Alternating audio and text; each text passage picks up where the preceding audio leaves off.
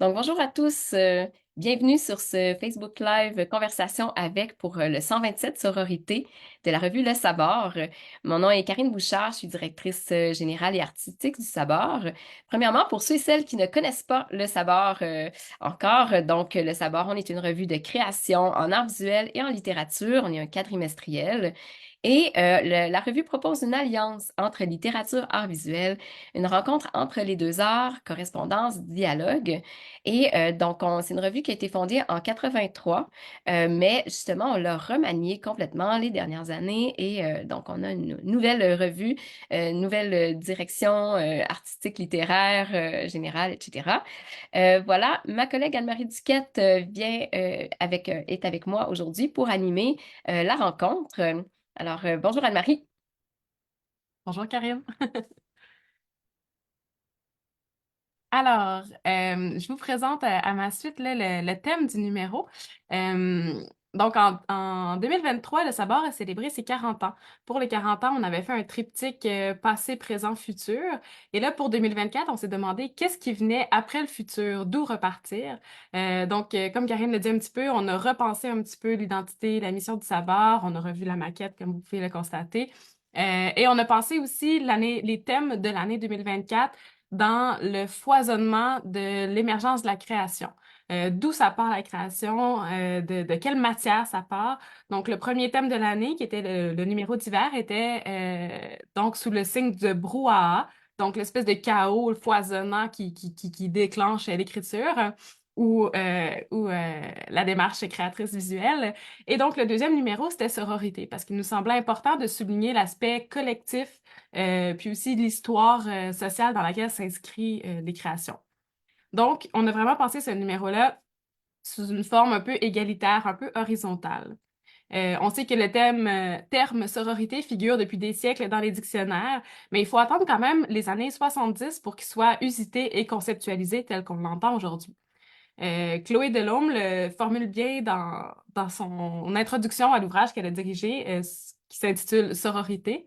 Elle dit que la sororité se situe, et je la cite, hors de la foi chrétienne, de la structure familiale, de toute domination masculine.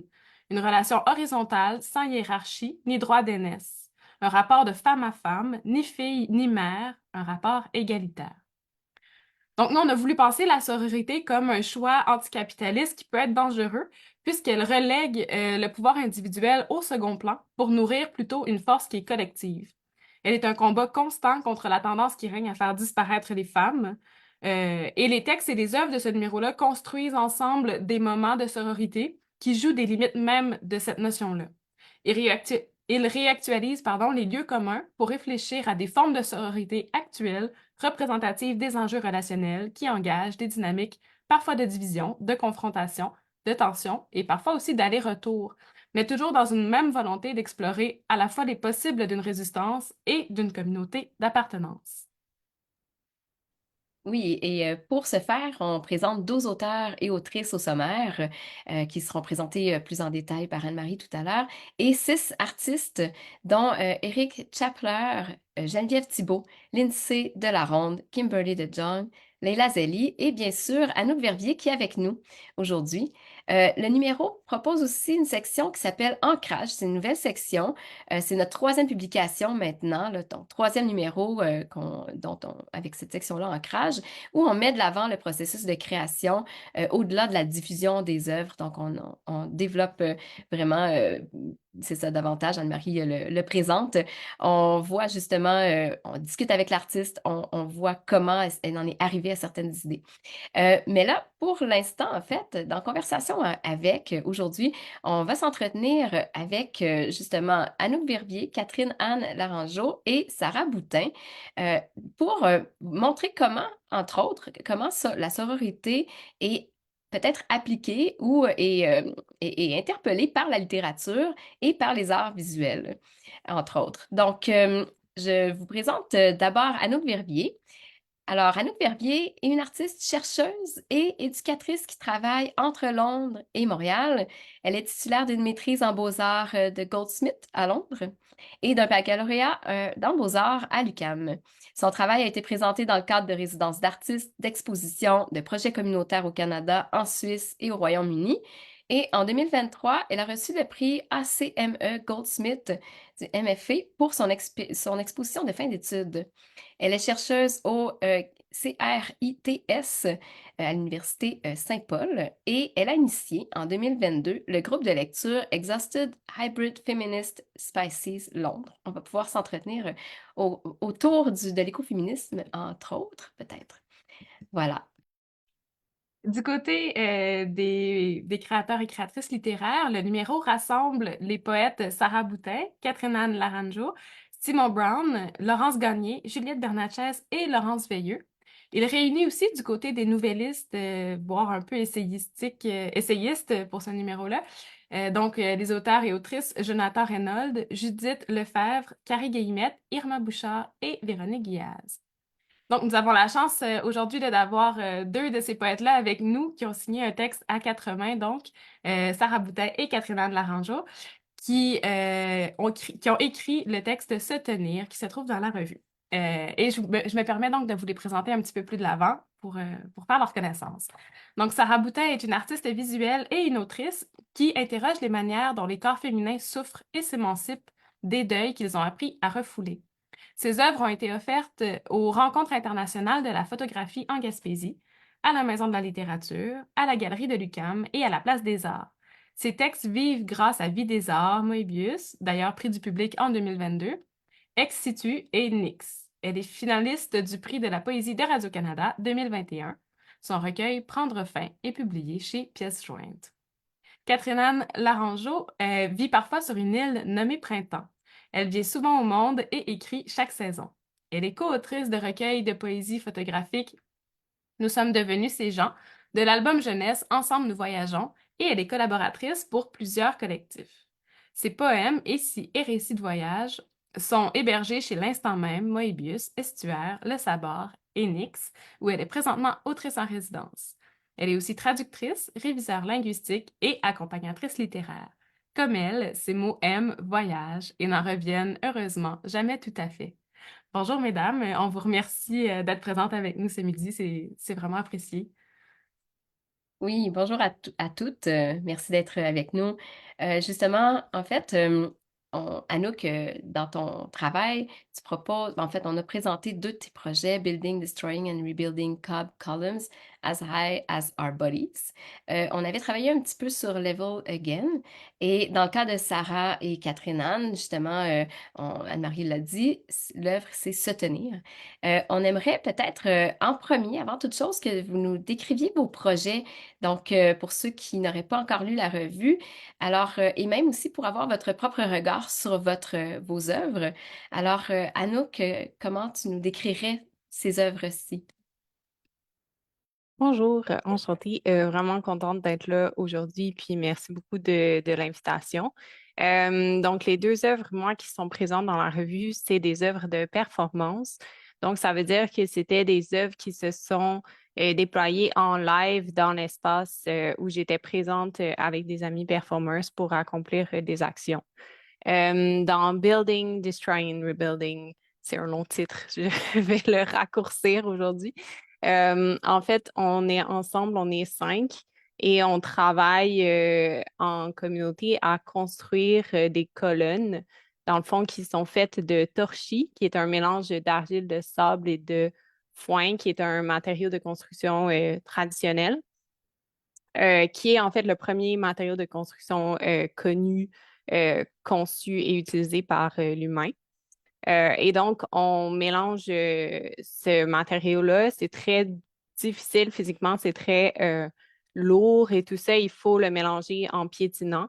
Donc, on travaille avec des bâches, on replie l'argile sur elle-même. Et quand le matériel est prêt à être utilisé, on le met dans un moule et on monte le moule, dans le fond, jusque à la hauteur qui est possible de se rendre avec nos tailles respectives. Et donc, c'est pour ça que les colonnes sont à la même hauteur que nos corps. Et quand on arrive à la fin du matériel, qu'on n'a plus d'argile disponible pour construire, on va détruire la plus vieille colonne dans l'espace pour la briser en petits morceaux, réhydrater, remélanger et recontinuer le processus. Donc, c'est une performance qui a été présentée dans le cadre, c'était mon expo de maîtrise, en fait, mon exposition de fin de maîtrise. Et on a fait cette action-là 3 heures par jour durant tout le temps de l'exposition en travaillant ensemble. Dans l'espace, il y avait des modules avec des caméras qu'on déplaçait qui ont permis de documenter aussi ce qui se passait, de documenter l'action et de la rendre accessible par après.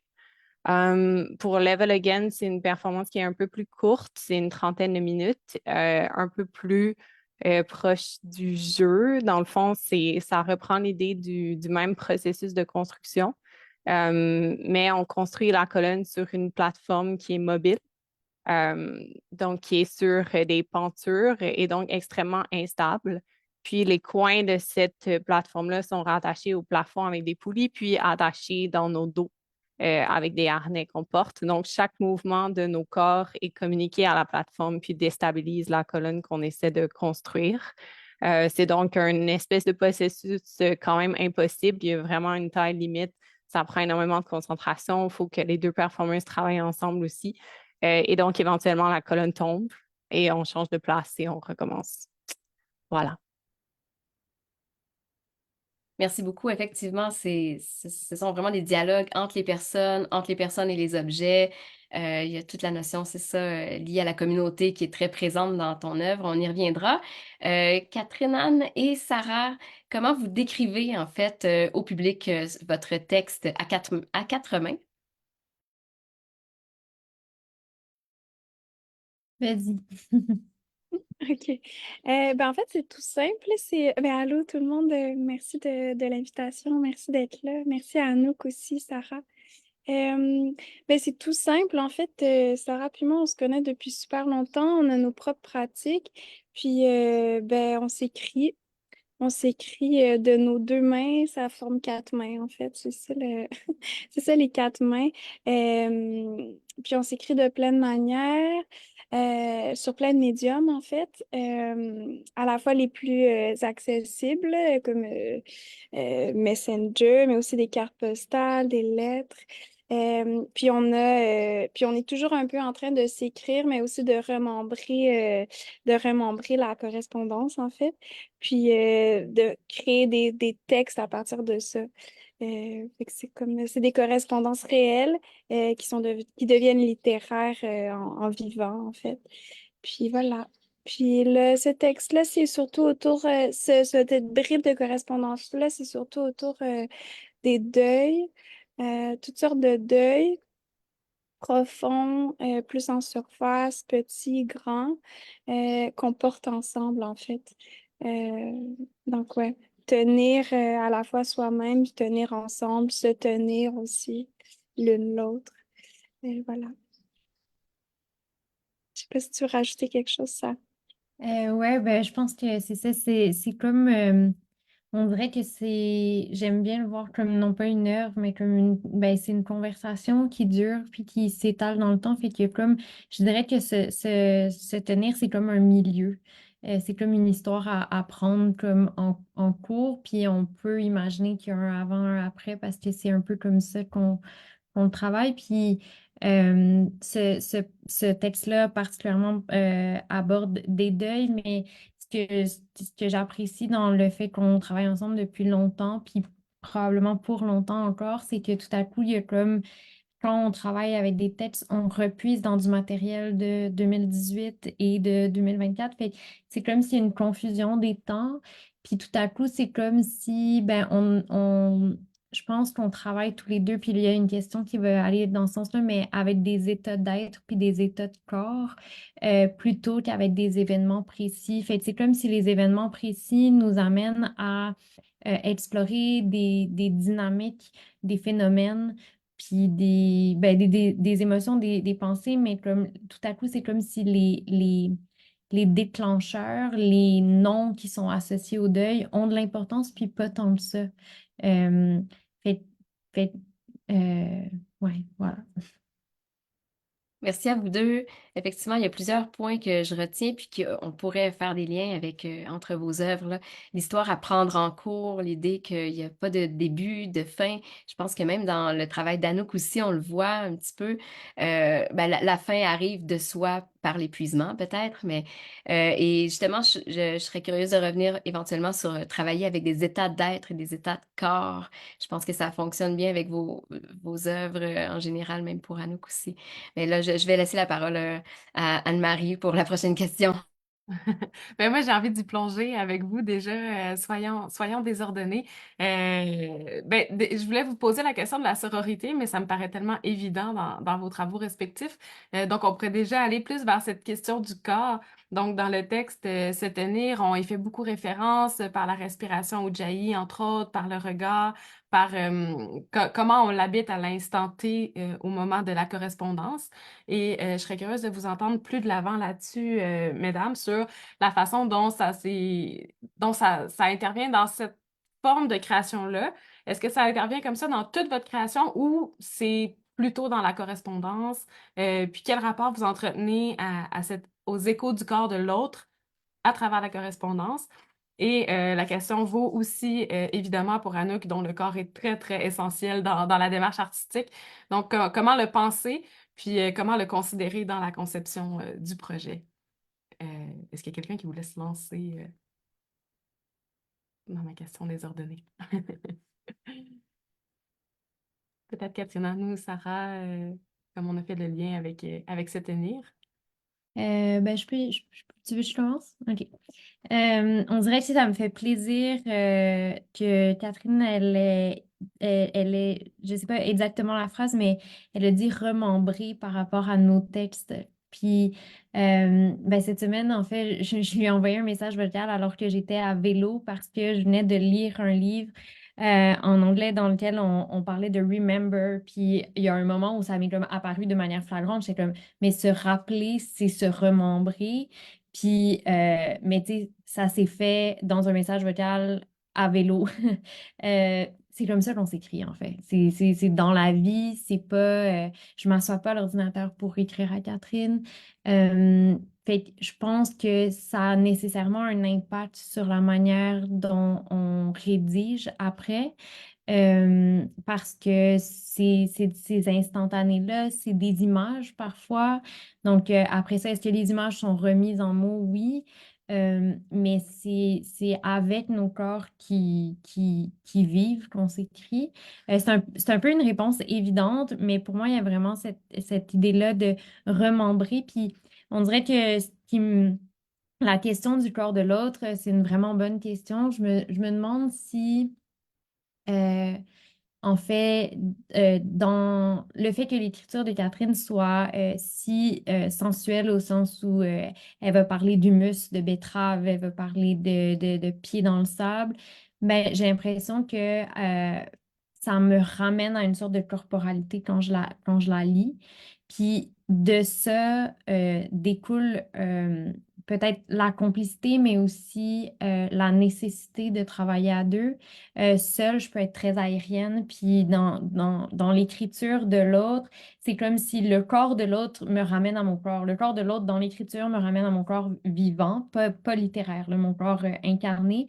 Puis il y a de ça où c'est là où on se tient en termes de posture, mais ouais, on dirait que c'est un peu ça.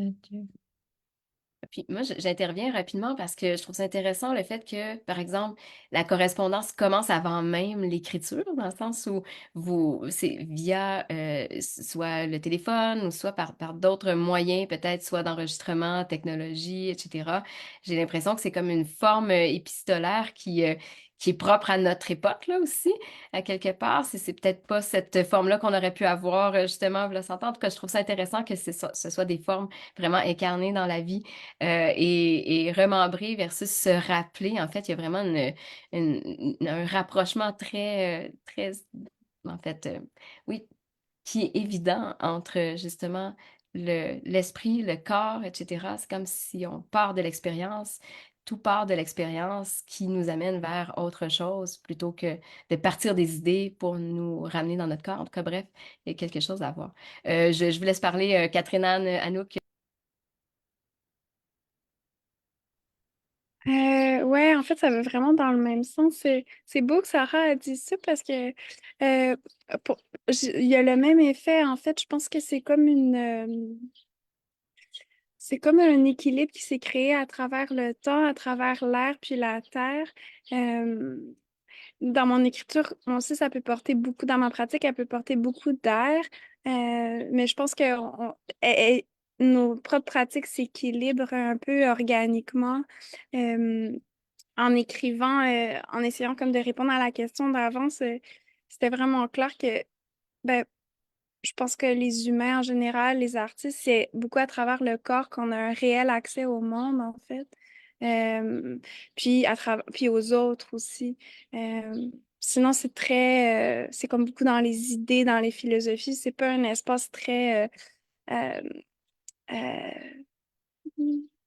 réel, je pourrais dire, vrai, ouais, plus large, vrai, pour moi, puis ni pour ma pratique. Fait que c'est surtout à travers le corps que j'ai accès aux autres, puis à Sarah, mettons, dans notre pratique. Euh, puis je pense que j'y ai réfléchi, puis je pense que c'est aussi pour ça que les objets sont si importants dans notre correspondance. Si on la regarde là, largement à travers les années, ça revient souvent, certains types de fruits. On se parle souvent en marchant dans différents lieux. Les couleurs, les textures, les vêtements, par exemple, les objets liés au yoga, il y a souvent les couvertures, les blocs, les tapis. Fait que ça inscrit beaucoup la corporalité que je pense qu'il faut beaucoup rapatrier dans l'écriture plutôt que de chercher à évacuer ou trop imager. Ouais, voilà. C'est intéressant que le corps soit impliqué à ce point-là dans la correspondance. Toutes les deux, vous avez employé le mot l'image de l'écriture un peu aérienne ou du monde un peu aérien pour votre pratique personnelle, alors que là, dans le mouvement de la correspondance, par l'organe de la voix, par le mouvement du corps en marchant, en faisant du vélo, on dirait que c'est comme un reflet de la correspondance qui est elle-même un mouvement en soi, là. Donc, c'est vraiment intéressant de voir comment ça modifie. Et en même temps, on retrouve beaucoup cet espace aérien-là aussi dans se tenir, là. Donc, il n'est pas évacué, il est quand même présent. C'est très intéressant. Anouk, de ton côté, comment ça s'articule le corps et l'œuvre? Ouais, en fait, ben, moi, je pense que ma pratique passe par le corps, ouais, aussi en premier, clairement.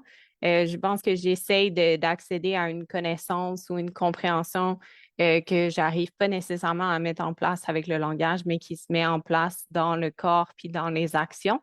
Je pense que cette performance-là, surtout celle qui est Building, Destroying and Rebuilding, je pense que c'est vraiment une quête d'un sentiment de communauté pour permettre, dans le fond, de réfléchir à travers nos corps dans l'espace à des questions d'épuisement puis de douleur chronique, qui est une expérience que plusieurs personnes du groupe avaient, d'une façon vraiment ancrée dans la communauté plutôt qu'ancrée dans nos corps respectifs puis nos expériences individuelles respectives. Puis dans le fond, de faire de cet espace-là qui, a priori, est souvent discuté de façon plus négative, de faire de cet espace-là un espace où c'est possible d'être dans un esprit de communauté, de care, de prendre le soin les unes des autres et de aussi prendre soin de soi, se reconnecter avec la force de son propre corps d'une façon un peu inattendue, souvent. Donc, c'est un geste aussi, c'est une performance qui est non chorégraphiée, donc il n'y a pas de structure qu'on doit suivre, c'est improvisé, puis la seule structure vient du processus lui-même, des demandes physiques du processus, donc des tâches à accomplir pour que ces colonnes-là puissent être érigées et détruites. Donc, c'est comme dicté par une certaine collaboration avec l'argile, qui est un matériau très capricieux. Donc, c'est vraiment une collaboration. Puis, il y a une adaptation constante dans le fond, à la façon dont nos corps réagissent à la tâche, puis à la façon dont les autres corps réagissent à la tâche aussi. Puis c'était permis de parler dans la performance. Ça n'a jamais été quelque chose qu'on voulait se retenir de faire, mais par les gestes répétitifs, par le fait qu'on a passé tellement d'heures ensemble à comme, apprendre à maîtriser ce processus de construction-là, on finissait par très peu parler au final. C'est vraiment une communication des corps dans l'espace qui se sentent puis qui se réagissent. On percevait la fatigue des autres, on s'adaptait à cette fatigue-là, on proposait des changements de place, etc., pour que tout le monde soit dans la meilleure position possible, dépendamment de leurs états différents. Puis c'est ça, il y avait vraiment quelque chose de non-verbal, puis de vraiment incarné dans l'expérience. Puis le fait de le faire chaque jour, ça fait qu'on se présentait aussi chaque jour avec une énergie différente, avec différentes choses qui se passaient en dehors dans nos vies respectives. Donc, c'était comme une espèce de communication, communion qui se mettait en place pendant 3 heures où on était que incarné, puis on tombait dans un état vraiment partagé de, d'absorption dans le processus de construction, dans le matériau, puis dans la physicalité de nos corps dans cet espace-là. Je vois tellement de liens entre vos œuvres, puis c'est ça, l'idée du corps est tellement présente, puis en même temps, il est tellement abordé de façon similaire mais différente, dans le sens où il y a cette idée-là d'action-réaction entre les personnes, entre les femmes, entre vous. Puis à chaque fois, en fait, vous abordez quelque chose, ben, en fait, c'est ça, action-réaction, écoute de l'autre aussi beaucoup. L'idée de la communion, à la fois dans un non-verbal chez Anouk et dans un verbal, à quelque part, chez Sarah Anne pardon, Catherine Anne et Sarah.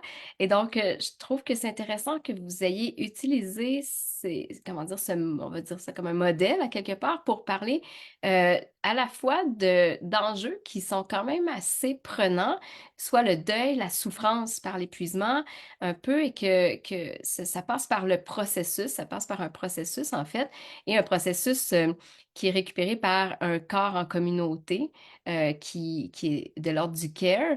Je trouve ça intéressant parce que ça m'amène à une question par rapport à la sororité aussi, par rapport au fait que est-ce que justement la sororité cette façon-là de penser la communauté ou cette façon-là de répondre à des deuils, de répondre à des souffrances, euh, pourrait devenir à quelque part un modèle relationnel pour repenser notre approche euh, au monde, notre approche collective. Donc, est-ce que vous voyez votre œuvre comme un genre de modèle de changement, finalement, un modèle qui serait de l'ordre sororal? On change les choses avec conversation avec, on offre de nouvelles perspectives.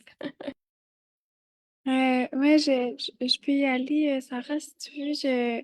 J'aime beaucoup cette question parce que ça image en fait le projet qui est plus grand que lui-même, mais qu'on on réfléchit pas avant. Il n'y a pas comme un projet préalable, c'est en le faisant qu'on le crée en fait. Puis en y repensant, ouais, complètement, c'est super puissant. Ça a donné à écrire ensemble. C'est comme un mode collaboratif au lieu de la compétition à laquelle on est habitué, surtout entre les femmes, qu'on nous, on est un peu de façon inconsciente avec ça. C'est une manière de déconstruire ça, de comme partager au lieu de s'approprier, renoncer à comme posséder. Ce qui paradoxalement pour moi offre beaucoup d'abondance en fait. Dans le renoncement de comme ça c'est à moi, ça c'est ma voix, puis c'est ma voix, il va avoir mon nom, euh, puis on va savoir que c'est la mienne. Avec Sarah, plus on s'écrit, plus ça se floute en fait, ça devient mêlé, on le voit dans le texte. Tu sais, il y a eu des questionnements de comment utiliser différentes manières pour séparer les voix, pour les identifier, mais moi j'aime que ce soit pas une appropriation. Avec mon nom écrit dessus. Je trouve que c'est vraiment une manière de déjouer toutes les, ce qui sous-tend les systèmes qui nous oppressent, en fait. Fait que, ouais. Surtout, Là, par exemple, je reviens d'un voyage où on a voyagé en groupe, puis ça m'a apparu vraiment clair, puis ça m'a touché à quel point euh, quand on est ensemble, on a de tout, en fait. On est tous, toutes, puis on a de tout. Euh, Puis ça, c'est comme vraiment puissant dans les systèmes dans lesquels on vit en ce moment. Voilà. Merci. Sarah, est-ce que tu voulais ajouter quelque chose? Ouais, je pense que il y a quelque chose où pour moi c'est important de distinguer la sororité et le care, puis c'est important de distinguer la sororité, le care et la protection. Catherine m'a écrit récemment pour un autre projet de correspondance, mais par rapport à quelque chose, puis ça m'habite encore, elle m'a demandé, elle m'a dit, je veux pas invalider, je veux juste ouvrir. Alors qu'à un moment, j'étais comme en résistance face à quelque chose qui était une difficulté finalement. Puis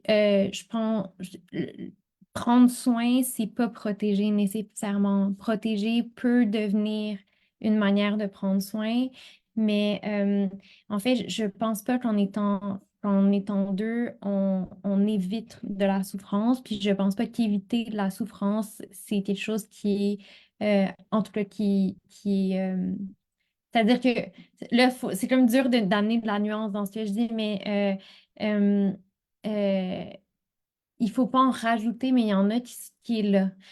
Comment est-ce qu'on peut justement, par le fait d'être à deux, accueillir la souffrance plutôt que justement, donc renoncer à l'idée qu'on pourrait s'en libérer ou renoncer à l'idée qu'on pourrait entrer en lutte face à la réalité. Puis j'ai l'impression que ça, c'est profondément, c'est une posture qui est difficile à tenir parce qu'elle va comme un peu à l'encontre à la fois de cette,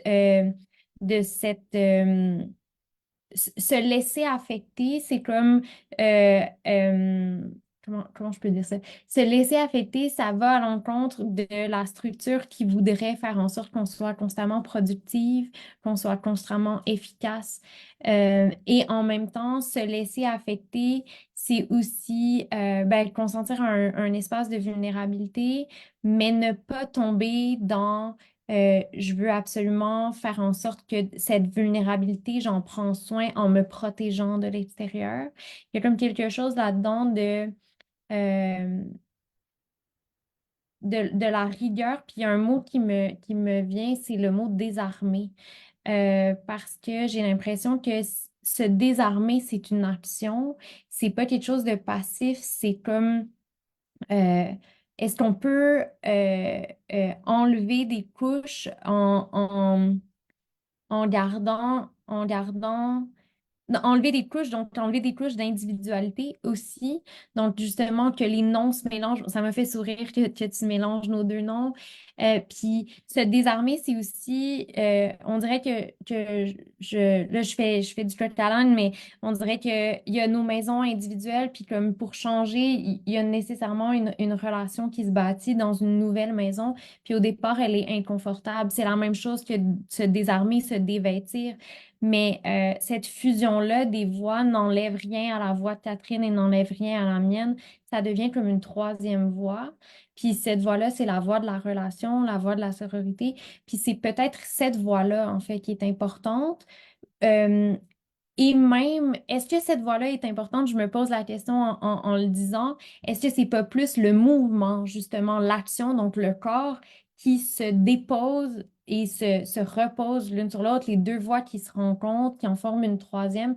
Est-ce que c'est pas juste ce chemin-là vers un autre espace qui est un espace d'inclusion et que cet espace-là devient un espace de protection, mais parce on s'est penché, il y a comme une humilité, une révérence puis un mouvement qui était peut-être contraire à celui qui est un mouvement qui s'érige, tu sais. Euh, voilà, fait que c'est plus des questions avec lesquelles j'arrive, mais ouais. J'adore, il y a vraiment beaucoup de nuances dans ton propos, puis effectivement, c'est comme si chaque concept ou chaque terme qu'on emploie, effectivement, faut bien les saisir. Donc, je retiens se laisser affecter, se désarmer. Il y avait quelque chose de l'ordre de l'érection que tu as mentionné. C'est intéressant parce qu'Anouk, toi, t'ériges des colonnes qui retombent à quelque part. Et dans vos œuvres, c'est toujours la question, je pense, d'un temps qui est long. Il n'y a rien qui se fait, je crois, dans une vitesse ou justement dans l'idée de, comment dire, j'ai l'impression, Sarah, tu parles qu'il y a pas, c'est pas l'idée d'évitement, en fait. On n'est pas dans l'évitement, on n'est pas dans l'idée de passer rapidement à quelque chose d'autre, mais de vivre la chose peut-être et comment le vivre, effectivement. Là, je pense que c'est ce que tu étais en train de parler. Donc, j'ai l'impression, en tout cas, Anouk, que cette idée-là de bâtir des colonnes verticales, érigées, qui retombent et de recommencer le geste répétitif dans un temps long, est-ce que ça résonne justement avec ce que Catherine Anne et Sarah viennent de dire? Oui, clairement. Je pense que la notion aussi de être capable de rester dans l'inconfort, de trouver aussi une nouvelle façon d'être dans cet inconfort-là, d'y trouver euh, aussi un certain confort dans l'inconfort, donc de rester tellement dedans que ça se transforme, puis ça devient autre chose. Je pense que ça, c'est quelque chose qui résonne énormément. Pour revenir à ta question, Karine, si l'œuvre est un modèle, je ne sais pas si on peut considérer l'œuvre comme un modèle. Je trouve que c'est quand même une grande pression à asseoir. Puis il y a quand même quelque chose de très absurde aussi dans cette œuvre-là aussi auquel je tiens beaucoup, dans le sens que c'est un processus de construction, d'ériger des colonnes qui, au final, sont tellement fragiles qu'elles ne peuvent rien soutenir et sont vouées à s'écraser à un moment ou à un autre si on n'en prend pas constamment soin. Fait qu'il y a une absurdité dans ce processus-là qui pour moi, fait que ça peut être plus compliqué de considérer ça comme un modèle, si on veut, mais je pense qu'il y a clairement une critique puis une volonté de porter notre attention sur des choses qui peuvent être repensées puis qui doivent être retravaillées. Puis cet aspect-là cyclique, dans le fond, du travail qu'on fait, pour moi, c'était vraiment important de défaire, dans le fond, la perception négative qu'on a du travail qui est cyclique, du travail de reproduction, mais aussi du travail de guérison des maladies chroniques, comme un travail qui nécessairement mène à une souffrance, nécessairement mène à un épuisement qui est nécessairement souffrant, qui est négatif, dont il faut se sortir ultimement, parce que c'est pas se sortir de cet épuisement-là, c'est pas quelque chose qui est accessible à toutes. Donc, pour moi, c'était important de rester justement dans cet inconfort de l'épuisement, puis de voir quelle force on pouvait aller chercher dans cet état d'épuisement-là. Qu'est-ce que ça nous amenait comme nouvelle possibilité? Puis une des choses auxquelles je réfléchissais beaucoup quand on travaillait sur ce projet-là, c'était la notion de temps, puis la notion de l'épuisement comme une expérience qui est transhistorique. Donc, la sensation d'épuisement avec laquelle nous, on travaillait, est une sensation qui, en fait, est partagée par toutes les générations de femmes puis de gens qui s'identifient comme femmes à travers l'histoire. Et donc, c'est une façon de comme se connecter de façon transhistorique puis de faire un peu s'écraser le temps et les époques sur eux-mêmes pour comme accéder à une compréhension plus globale puis en dehors du temps linéaire dans lequel on est souvent pris. Intéressant de voir ça d'un point de vue aussi historique, transhistorique, vraiment. J'aurais d'autres questions, mais je vais laisser Anne-Marie. Mais je trouvais ça intéressant la question de la cyclicité parce qu'il y a un peu ce mouvement-là aussi dans se tenir, il me semble, à plusieurs moments différents. Euh, je ne l'ai pas sous les yeux. Ah oui, ben, il y a un moment où vous dites ce que j'aime des ruisseaux, c'est ils sont eux-mêmes en même temps que la mer. Puis il y a un peu cette idée-là de la simultanéité et à la fois du mouvement qui se chevauche et qui cohabite. Et j'ai l'impression qu'il y a un peu la même chose dans ton œuvre, Anouk. Euh, puis moi, je peux pas, peut-être que c'est ma lecture personnelle, mais je peux pas m'empêcher de voir ça comme de la résistance aussi. On en a parlé un petit peu là, à cet aspect capitaliste de devoir produire et de devoir rapidement passer à autre chose. Donc, à la fois dans le phénomène du temps long et dans le phénomène de la résistance, du cyclisme, pardon, de l'aspect cyclique, il y a pour moi une résistance très claire. Est-ce que, est-ce que c'était, vous l'avez pensé comme ça? Puis, est-ce que pour vous, c'est lié à la sororité, au phénomène de sororité et au phénomène féminin, cette résistance-là en particulier. Je peux y aller. Oui, clairement, il y a beaucoup, beaucoup de résistance. Puis moi, j'utilise beaucoup la performance comme un médium qui me permet de créer des petits espaces de résistance, dans le fond.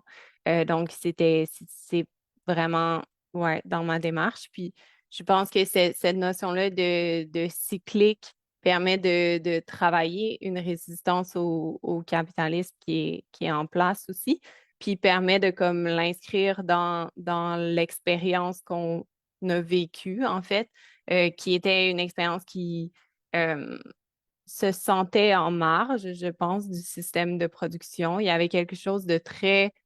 il y avait une certaine ivresse à se regrouper plusieurs heures par semaine pour faire quelque chose qui ne produit pas et ne mène nulle part. Puis ça, il y avait quelque chose d'extrêmement fascinant dans le fait d'utiliser nos corps, d'être raqués le lendemain, toute cette expérience-là, en sachant toute l'absurdité du processus dans lequel on s'impliquait tellement à fond.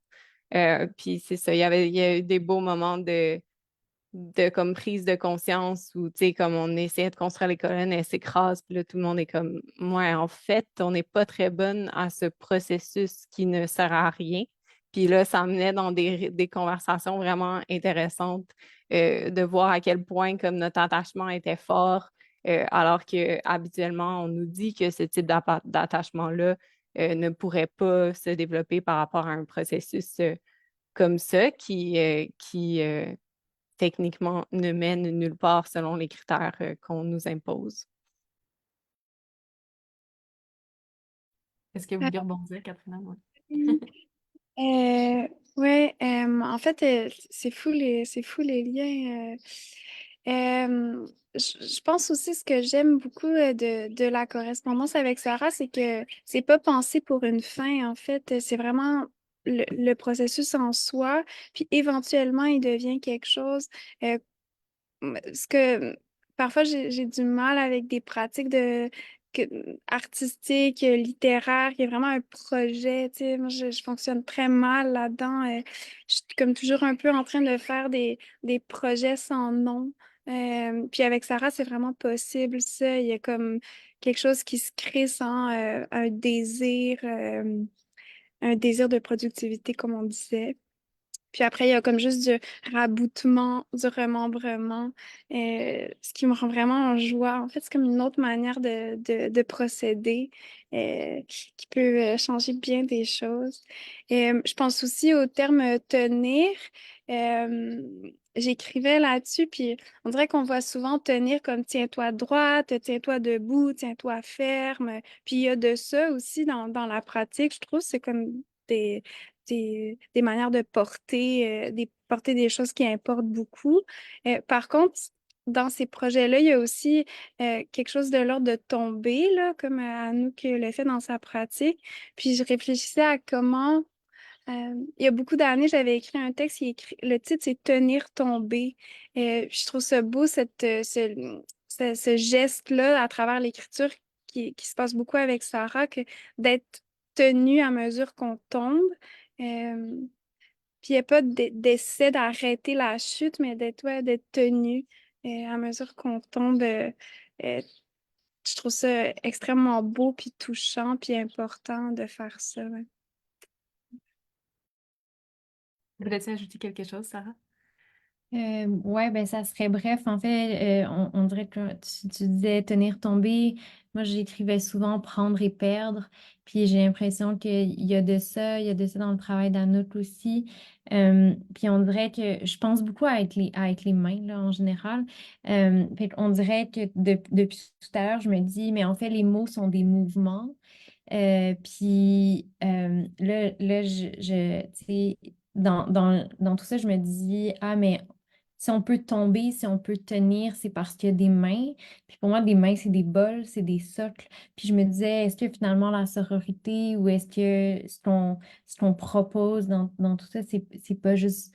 C'est des questions qui traversent mon travail comme personnel là, en art visuel puis en littérature, mais c'est comme des paumes. C'est-à-dire que on n'est pas en train de... Parce que est-ce que cette cyclicité-là, elle résiste? Ben, moi, je résiste au mot résiste. J'ai beaucoup résisté comme face à différentes choses. Puis je me demande si c'est la posture qui est tenable à long terme. J'ai l'impression qu'elle érode, cette posture-là, d'être dans la résistance.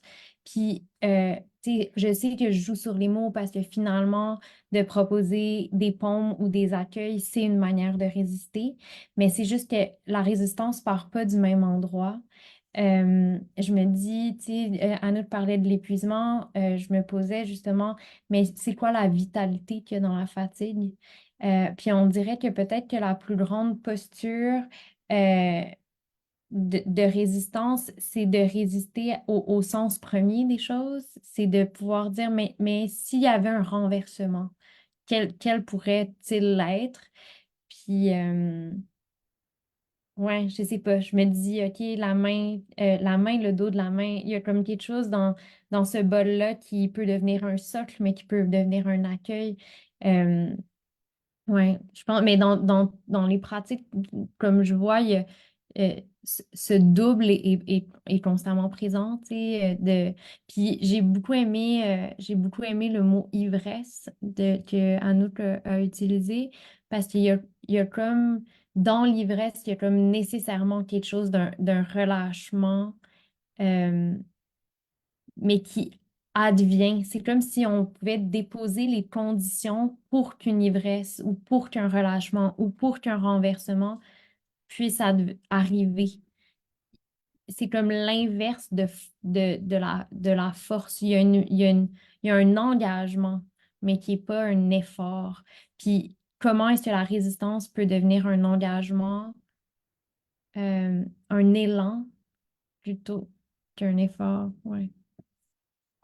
Ça revient aussi, il me semble, il y a des échos avec ce que tu disais par rapport au fait de se présenter désarmé ou de faire le geste de se désarmer. Puis moi, je vois le lien avec l'ivresse, là, cette idée-là pas s'abandonner parce que c'est pas de se distancer, mais il y a cette idée-là d'embrasser sa vulnérabilité, en fait, là, puis de se montrer disponible. J'aimerais beaucoup, Catherine Anne et Sarah, entendre un extrait de votre texte pour faire écho un peu, puis mettre en mots tout ce dont on vient de parler. Donc, je ne sais pas qui veut commencer la lecture. Est-ce qu'on commençait par Catherine? Catherine? Oui, OK. Oui, Euh, attends. T'es-tu prête? Fait que ceux qui ont la revue avec eux, ceux qui ont la revue avec eux, ça va être comme un petit amalgame aux pages 10, 11, 12. Tu commences, Sarah? oui. Euh, donc, Catherine, j'ai filmé les vagues pour nous. J'avais besoin de douceur, alors je suis allée au bord de la rivière. C'est facile au fond. La mer abrite des occasions de ciel. Commence. On ruisselle. Ce que j'aime des ruisseaux, c'est qu'ils sont eux-mêmes en même temps que la mer. Quand je m'attarde à notre peine, elle est pleine. Une entrée, un secours. Une sortie s'enfuir, ça goûte tellement bon. Les ruisseaux sont des femmes au fond. Je n'ai jamais eu de sac si étroit de robe tant large. En dessous, mes culottes tombent, avec elles les plages, les nuits. Je n'ai même pas à m'arranger pour que des fers me portent. Assis, je ne m'attache pas, ne lis pas, ne tiens rien. Retire le bleu pour te montrer mon visage, pratiquer à perdre, renforcer. Ma bouche fermée. Qui? Incroyable ce chemin de présence que tu as fait pour que d'emblée, quand je pense à toi, récolter décloisonne. Il dit, feel this beautiful bird inside your rounded palms. Feel how holding too tight unburds him. Feel how catching once released, we don't make no sweater for seas. Ma bouche fermée, l'océan dans un coquillage. J'ai laissé l'or au foin, le bronze au bateau. Le reste est prêt à me suivre. C'est en dessous des objets que je ne tiens. Ce qui attendait arrive, et tout ce que j'ai oublié, je l'ai. Je voudrais être à hauteur de tout perdre. Catherine, faut-il prendre de la distance avant d'être quitté? Mes doigts se séparent, mes doigts se séparent et séparent la chair des graines. Des finalement résistent. Au four, ils deviennent craquants, plus rapidement que le reste ne s'attendrit. Un rayon s'étend dans la salle à manger. Je me découvre patiente. Est-ce que nos joies nous embarrassent? Je mange une courge assise à terre, et si tout le monde part, et si tout le monde fume, moi je suis venue voir les nuages. Devant la porte entr'ouverte, j'ai l'impression qu'il me faut souffler sur le feu. Je ne sais pas, est-ce que offrir de l'air l'alimente ou bien l'éteint? Sarah, je retends la main. Aimerais-tu lire à ma place le poème que j'ai écrit sur ce qui mange et ce qui nourrit? C'était en Italie. J'étais là et je suis revenue, mais je suis encore trop loin. J'arrive en retard Il me semble ne jamais être rendu. pour te tendre un bouquet de fleurs jaunes. Il y a toujours les jardins.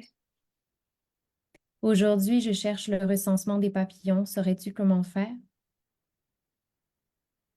Plus tard, des reflets pourpres à partir de l'incertitude. La lumière donne un soleil comme une tendresse. Ça va ensemble, on dirait. Sarah, je t'aime. Magnifique, merci à vous deux. Alors, c'est déjà le mot de la fin. Est-ce que je vous laisserai en fait le mot de la fin? Est-ce que vous avez des choses que vous auriez aimé dire sur votre projet ou est-ce que justement vous aimeriez nous parler de vos projets à venir rapidement? Donc, Anouk, Oui, ben merci pour la superbe lecture. Merci pour la vraiment belle conversation. C'était un plaisir.